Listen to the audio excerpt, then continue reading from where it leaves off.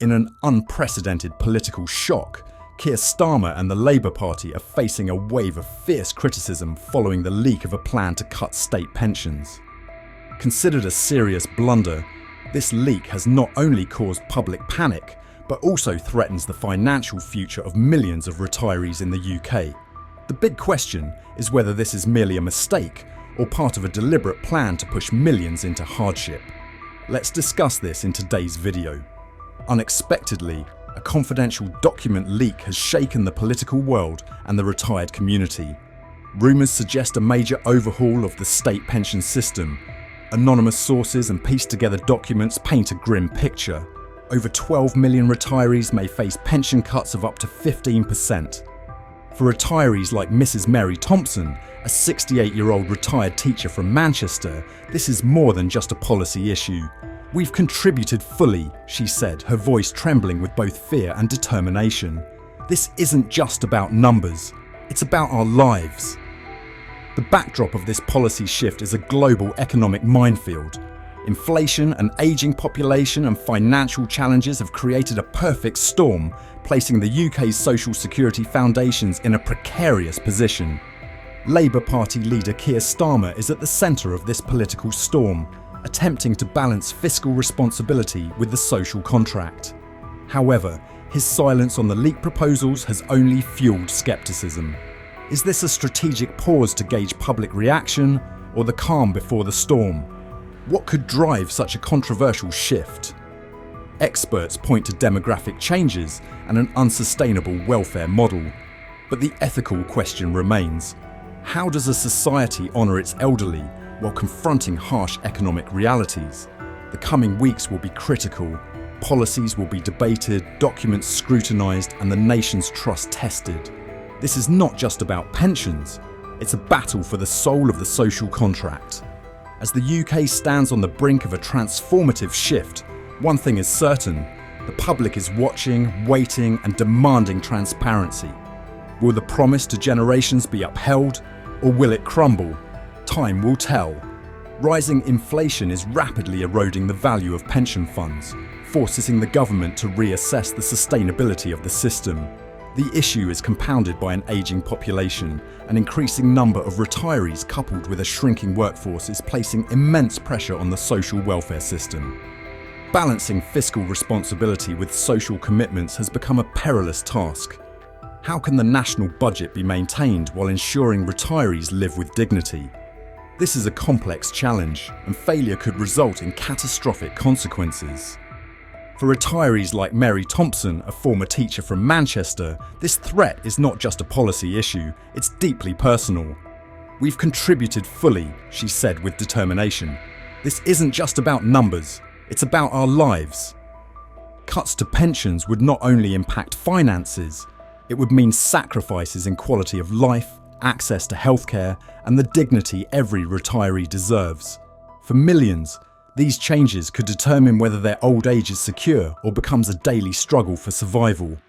The Labour Party's silence following the leaked plans has only fuelled speculation. Analysts suggest this might be a strategic move to test public reaction. However, if the rumours are true, Labour risks alienating a significant voter base, retirees and their families who depend on the stability of the state pension system. As the nation anxiously awaits clarity, many critical questions remain unanswered. What exactly is being proposed, and who will bear the brunt of the impact?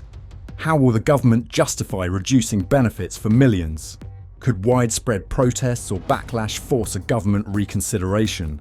This debate goes beyond money. It's a question of ethics. Does the UK truly value its elderly and their contributions?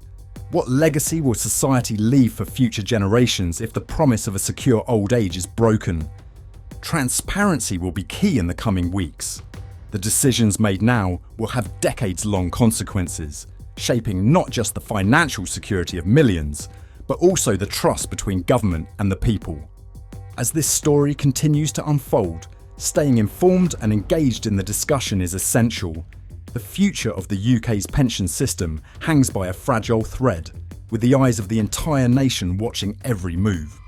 In a separate development, Keir Starmer recently dismissed the possibility of returning the two 500-year-old Elgin marbles to Athens ahead of the Greek Prime Minister's visit to Downing Street this morning.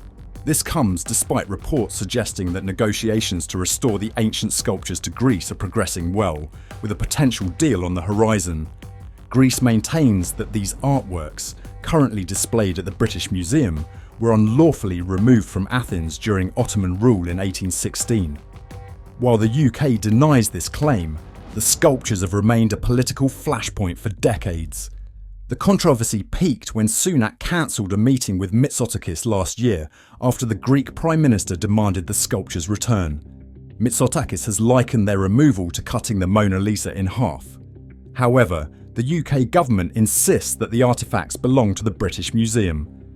Experts indicate that negotiations between the museum and the Greek Foreign Ministry are advancing, with a potential agreement in sight.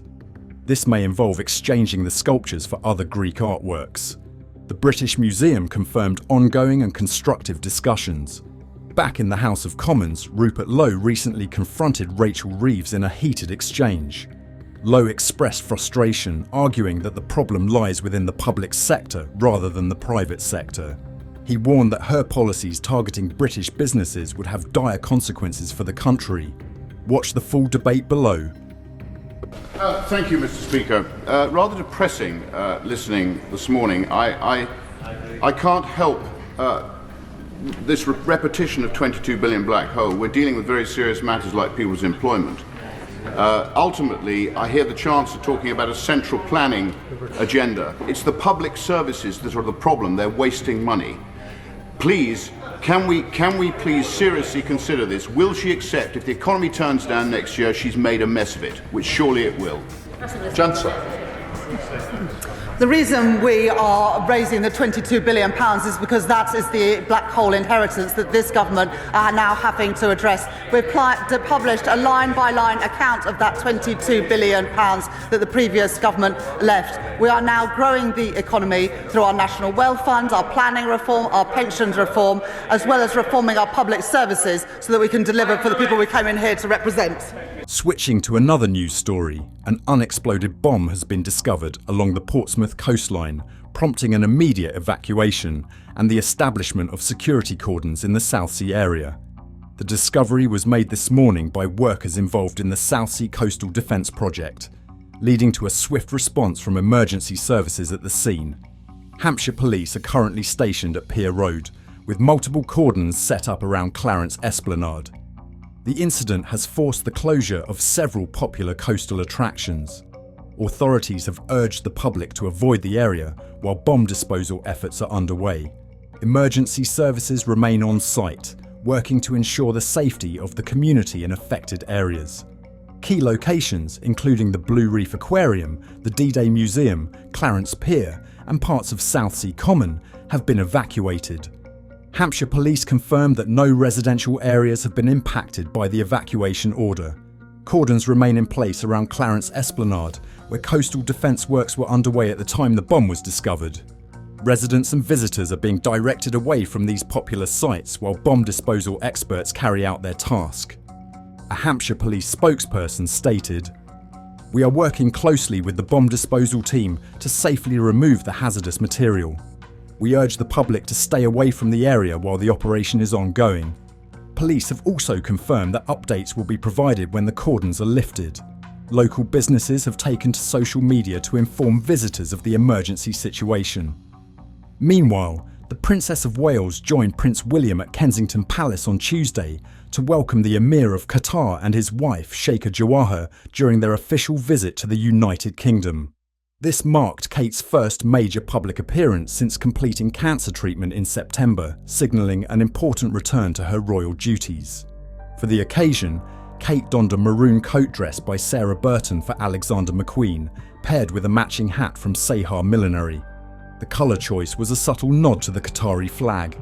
She accessorised with a pearl necklace, possibly as a tribute to Queen Elizabeth II, who once owned the piece.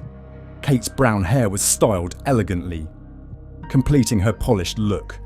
Queen Camilla was notably absent from the event, having withdrawn on Monday evening due to persistent pneumonia.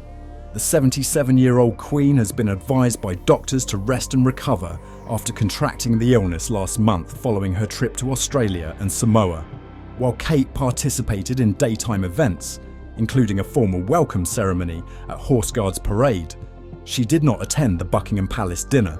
The royal couple accompanied the Qatari royals to Horse Guards, where the King greeted the Emir with a full military ceremony, including an inspection of the 1st Battalion Welsh Guards and the regimental band. The parade concluded with a horse-drawn procession along the Mall to Buckingham Palace, where a second honour guard awaited.